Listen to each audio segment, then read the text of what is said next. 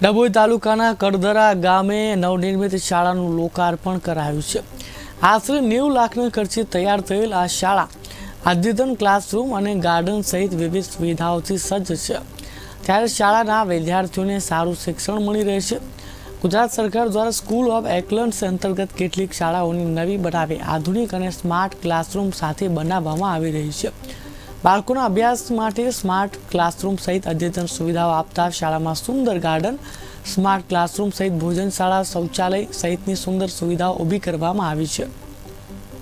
સૌનો સાથ, સૌનો વિકાસ, સૌનો વિશ્વાસ, સૌના પ્રયાસ હેઠળ જે રીતે ભાજપની સરકાર કામ કરી રહી છે અને મોદી સાહેબે પહેલેથી જ સૂત્ર આપ્યું છે કે જેનું ભૂમિપૂજન અમે કરીએ છીએ, જેનું ખાતમુહૂર્ત અમે કરીએ છીએ, એનું લોકાર્પણ પણ અમારા જ હાથે થાય, અમારા જ સમયમાં થાય।